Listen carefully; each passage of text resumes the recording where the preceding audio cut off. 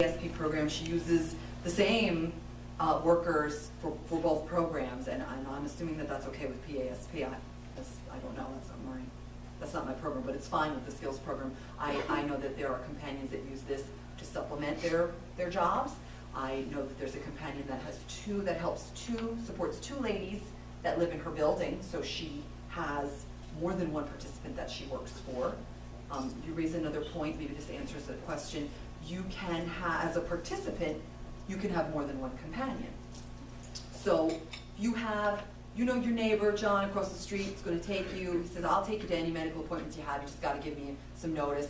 But you go to the doctor's maybe once or twice a month, so you've got some additional hours, but he's not interested in helping you out in any other way. So then you got your you identify your niece, who says, well, I'll come in once a week for you and we'll go grocery shopping. That's perfectly acceptable. It's just that once a participant goes over the 208 hours for the year, the companions will not be paid. So the companions have to share those 208 hours if you catch my drift. You said for the year? For a program year. And the program year begins the day you enroll in the program. Okay. Good. All right, anybody else? Questions? Margaret? The Department of Disability they don't supply the companion, do they? No, and that was a huge shift in the way the program was previously and the way it is now. I'm the only person that works on the skills program. I have no staff. What happens if you don't have someone that will be able to do it for you? That's an excellent question, because I would say that 9 out of the 10 people that I talk to say, I don't have anybody. I don't know anybody that can help me. And so it does take some time. I will say that 8 of those 9 people have identified someone to help them after thinking about it, after talking to folks. I find that once you start talking to some people, you'll realize, hey, my niece's husband was just laid off, he's got some time, he can help. There's always somebody that needs a job. I also have somebody, like I think I said, who put an ad in the paper saying, I'm looking for an assistant, pays $15 an hour, and they found their companion that way.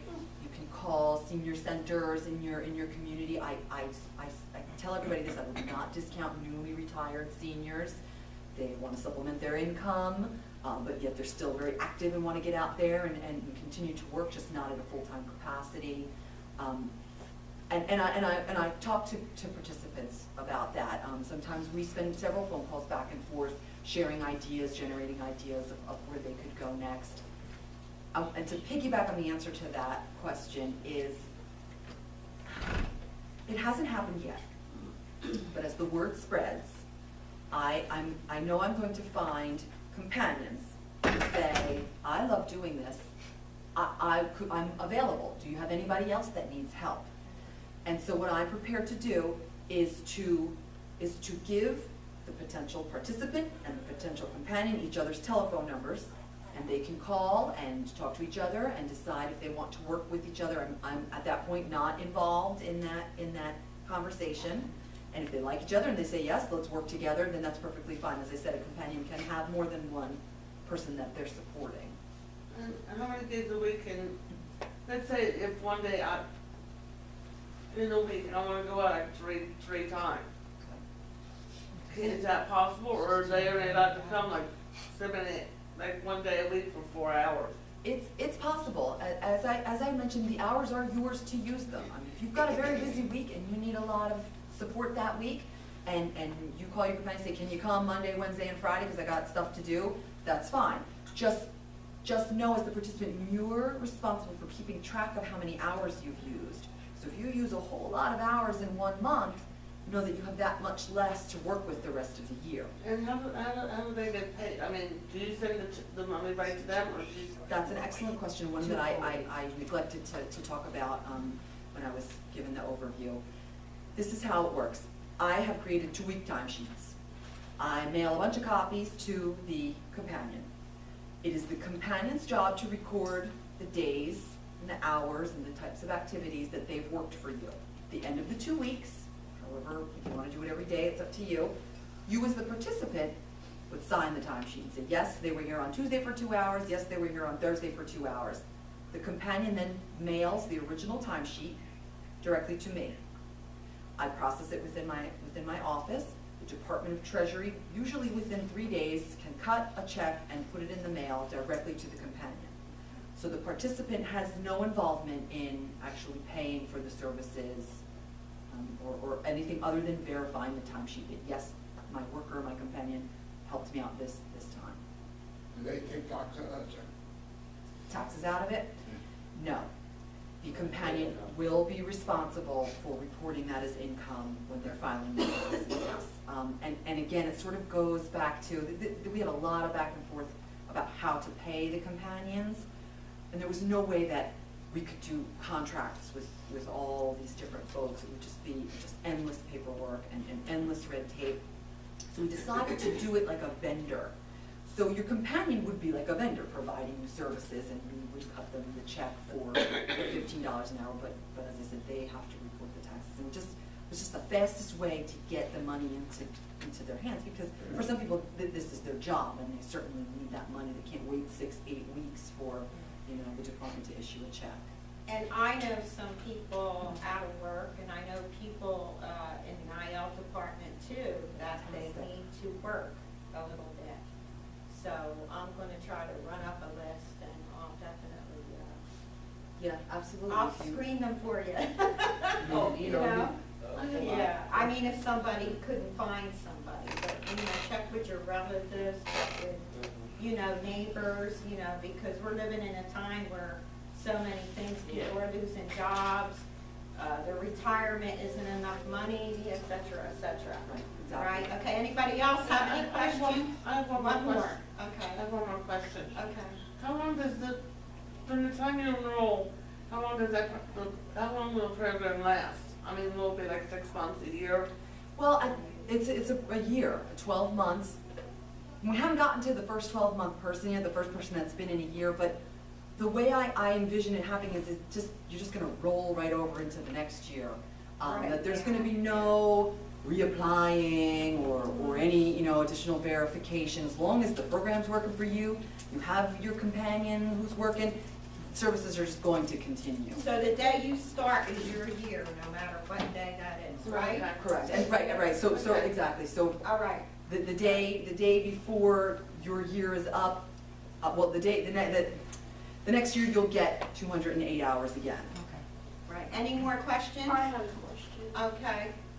So what if, I'm not a senior, but I'm a client with commission, can I receive services or no?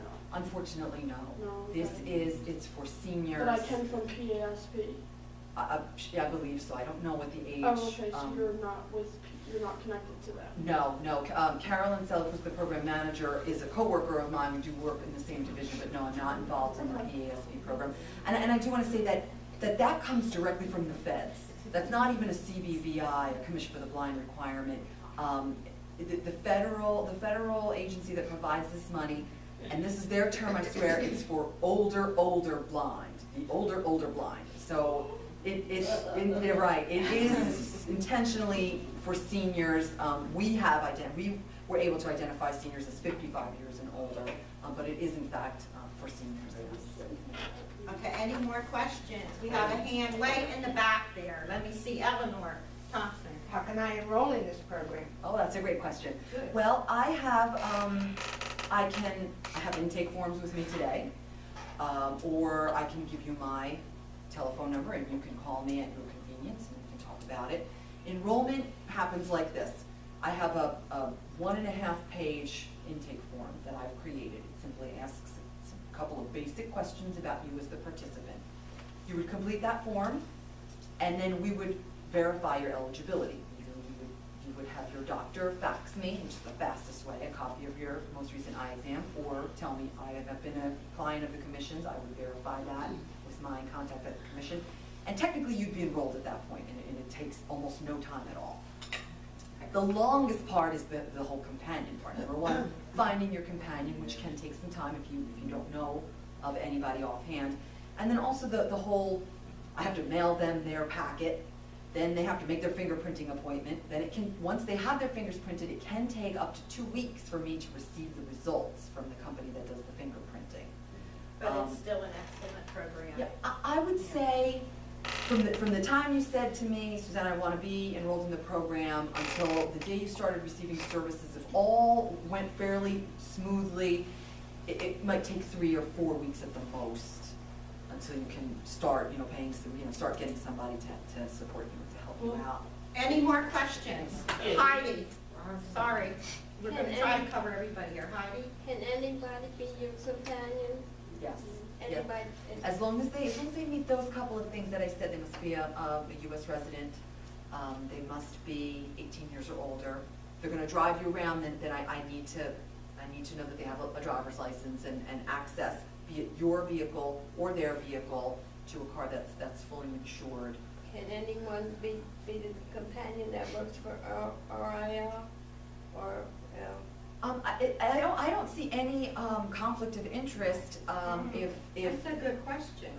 I think you're, We will find that out. We will find that out, the Heidi. question was if somebody works for RiL, and they say, I need a part-time job, can I be a companion? I don't see any, as far as I'm concerned, I don't see any conflict of interest. I don't know what. That's a what good it's gonna be. question. That's a good, excellent question. Okay, Rosalind, and we have Jim after that. If you don't use those 208 hours, do they roll over to the next year? That's a good question. They have good questions. Yeah, they do have good questions. At this point, I think the answer is no. Although, like, we're about 2 months into the program, I don't know. Like, at the end of the year, if I don't have a whole lot of people enrolled in the program, and there's people that really weren't using all the hours that they had, and I've got all these hours left over, then we may say, yeah, people can roll their hours over if they need to. But I truthfully won't know that until we get closer. My short answer then, if I have to answer the question right now, it probably would be no, to just, if you're gonna go into this program, then say, okay, at the end of the year, my 208 hours from that year are gone, and I get 208 hours from the new year. And if we go forward in that assumption, then if that's truly the case, then no one will be, if they're too disappointed, at least you'll know that that's what's coming. But that is a possibility. All right, we have Jim Howe. I'm trying to cover everyone. Thank you. See- I got here late. Is there a website that provides guidelines, eligibility information? Okay. We are currently trying to get the information up onto the Division of Disability Services, Department of Human Services website. I submitted something 2 months ago. I truthfully don't know where it is in the process of being vetted and put up on the internet. So as of, I hope to have something on the web, yes.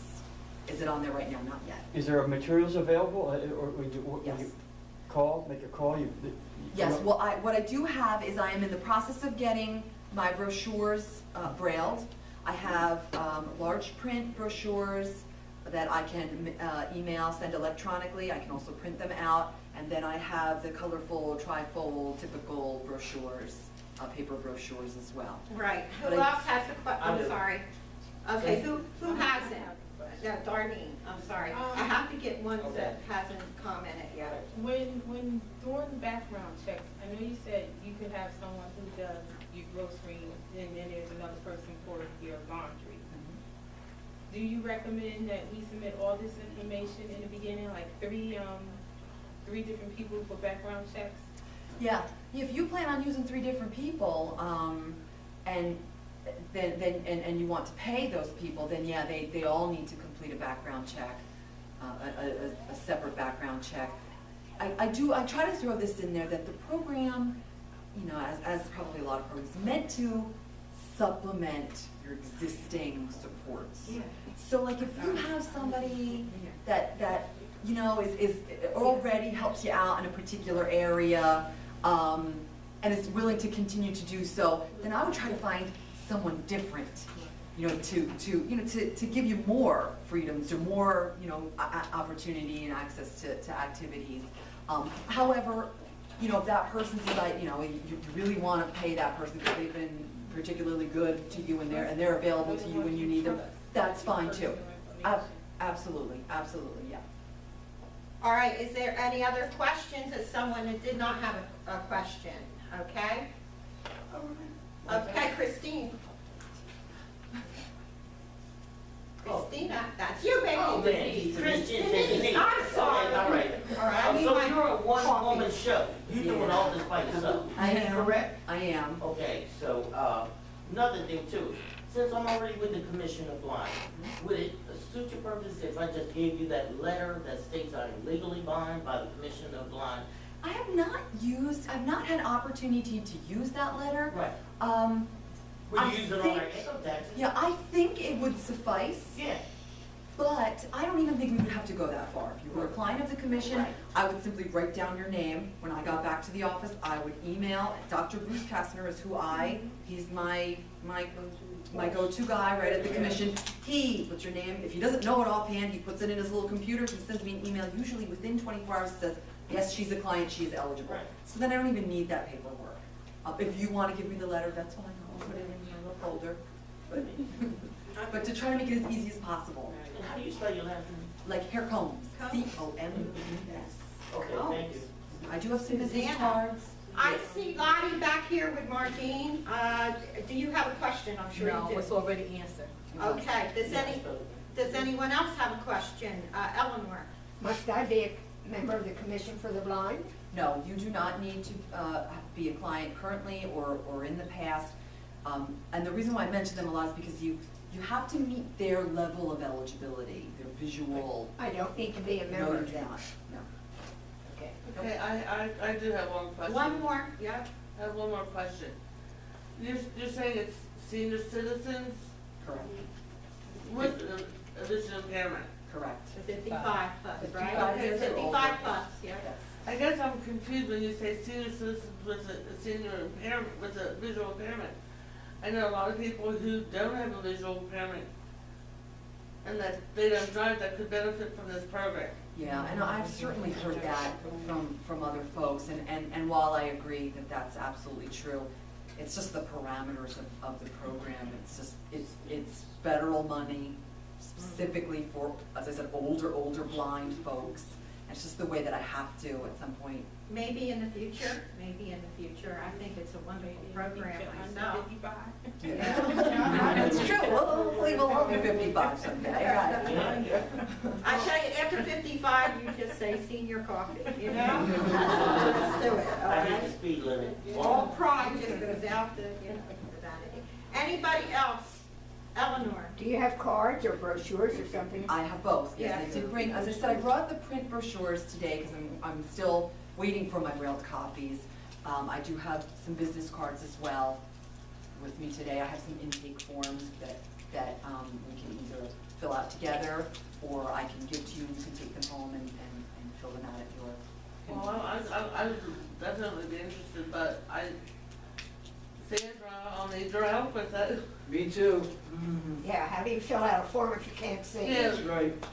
Well, why do you think RNIL exists? That's what I'm saying, Sandra, I'll need We your have help. IL specialists here that you could call. We have Catrice, we have James, we have Debbie. You, Well, not really, because I'm a community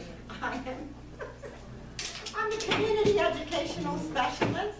And what I do is like a little extra, I would have to, pass it with Lisa.